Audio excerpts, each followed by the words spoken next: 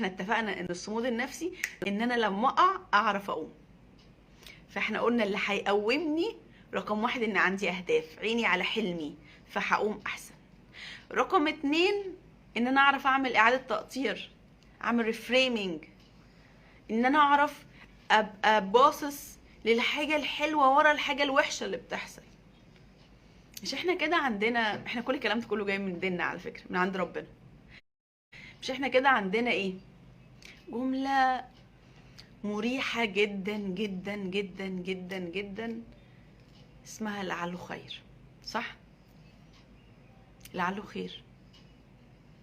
امر المؤمن كله خير، امر المؤمن كله خير، صح؟ فممكن نقول هي دي عادة التقطير، ان انا اي حدث سلبي بيعدي دايما ببص على الحتة الايجابية اللي من وراه. ايه الحاجة الايجابية اللي من وراه؟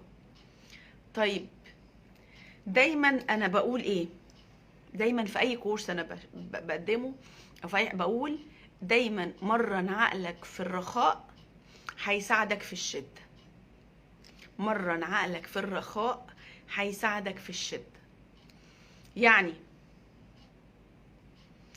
ان انا وانا مش عندي مشكلة بمرن نفسي على اعادة التقطير، بمرن نفسي على الريفريمينج.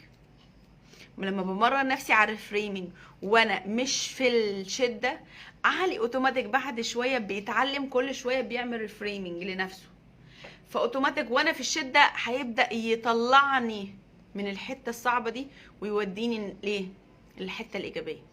يعني مثلا انا ممكن ابقى قاعده في بيتي ما عنديش اي مشكله، بس الاقي الدنيا حر شويه مثلا، فدي عامله لي مشكله شويه.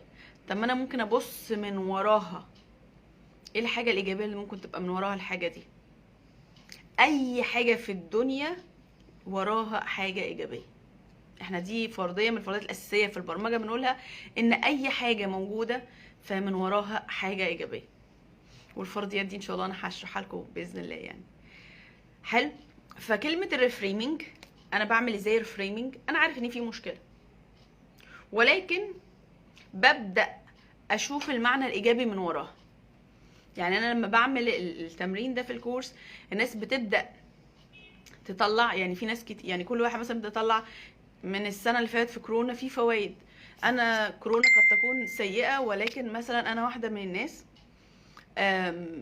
لولا كورونا ما كنتش نقلت في كورس ليا اونلاين، ما كنتش اديت كورس اونلاين، ما كانش ناس كتير. احنا في السنه اللي فاتت انا ضربت عدد اكبر بكتير من الناس، وصلت لناس كتير. دي بنفيت انا بدات اشوف. الاول كورونا ومرض اوكي تمام خلاص انا قعدت في البيت.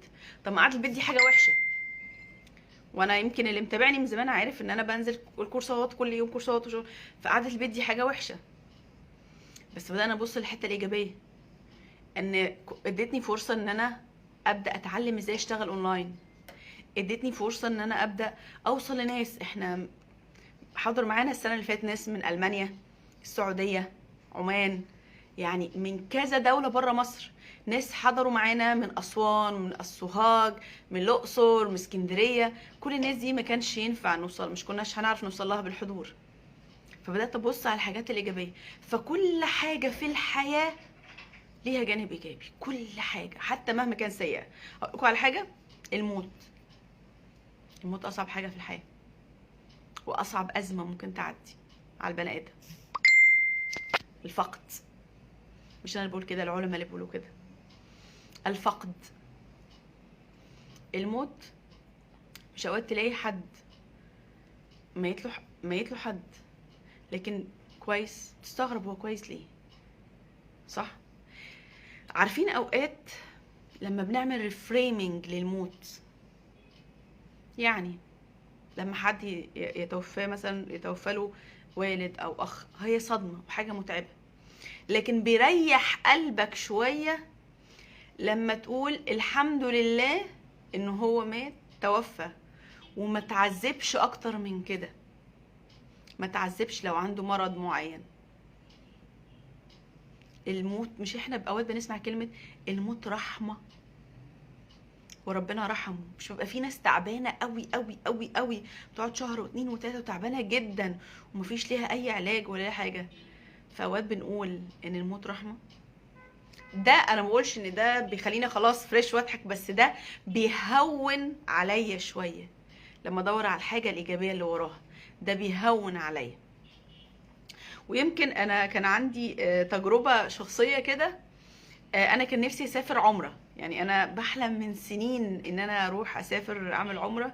والسنه اللي فاتت تقريبا في شهر واحد يعني ربنا من عليا، كنت خلاص اسافر عمره. وكنت هسافر انا ووالدي ووالدتي، وانا والدي ووالدتي كبار في السن، وكنا هنسافر وخلاص. وكنت في قمه السعاده والانبهار يعني، وكنت مبسوطه جدا وجهزت الشنط يعني. وقبل السفر باسبوع السفر اتلغى. انا بحلم اسافر عمره بقالي 10 سنين ومش عارفه اسافر، يعني ربنا لم يأذن لي بيها. اليوم ده كان صعب جدا عليا. واول مره اطلع على الفيسبوك واعمل لايف ناس كنت حزينه وزعلانه، وكنت بقول ان انا متضايقه، بس ما كنتش بقول السبب ايه يعني. وناس كتير تقول لي انتي متخانقه مع جوزك وبتاع. وبعديها انا فاكره كان يوم 10/2/2020. السبب ان انا غصب عني انا كنت بقولت يعني ان شاء الله امر خير، يعني اكيد ده خير ده الخير، بس غصب عني كبني ادمه كنت زعلانه يعني. هم كانوا وقفوا السفر عشان خاطر كورونا، وانا كنت مسافره انا ووالدي ووالدتي، هم كبار زي ما انا قلت له كده. فبعدين قلت خلاص هو امر ربنا خير، واكيد هي مش مكتوبه لي بس بعد حوالي شهر كده، شهر ونص، لما كانت الدنيا زادت قوي في كورونا وي وي وي، عرفت وشفت بوست ان كان في ناس سافروا في الوقت اللي المفروض كنت هسافر فيه انا والدي ووالدتي، وتقريبا ناس كتير رجعت مصابه من هناك. انا فاكره اليوم ده كويس قوي، كنت قاعده بقرا بوست كده على الفيسبوك، كان ناس في محافظه مش فاكره الدهليه او الغربيه، وناس كتير منهم اتصابت جدا وناس كتير ماتت. في الوقت ده فهمت الحكمه اللي ورا، لعله خير او امر مؤمن كله خير. لو كنت خدت بابايا ومامتي وهم كبار في السن، يعني هم فوق ال70، فلو كنت خدتهم ورحت كان ممكن ابقى انا السبب في ان انا افقدهم. فشفتوا امر المؤمن كله خير يعني. هو ده بالظبط الريفريمنج، اللي احنا بندور على الحاجات الايجابيه اللي ورا الحاجه السلبيه اللي بتحصل. فلما ده حصل تاني يوم تالت يوم كده قلت يعني يمكن خير ان شاء الله، يمكن لو كنا رحنا هناك حصل لنا حاجه. بس كنت بقولها كده، بس بعد شهرين تلاتة زي ما قريتها كده قلت يا نهار ابيض، اللهم لك الحمد والشكر ان انت حفظتني وحفظت اهلي. فهي دي الفكره ان دايما عشان يبقى عندي صمود نفسي واعرف اقوم بقى بعد ما اتكسر، بعد ما اقعد خبطه، بعد ما يحصل حاجه، ان انا يبقى عندي اهداف واضحه، حاطط عيني، عندي حلم نفسي اوصل له. ده رقم 1.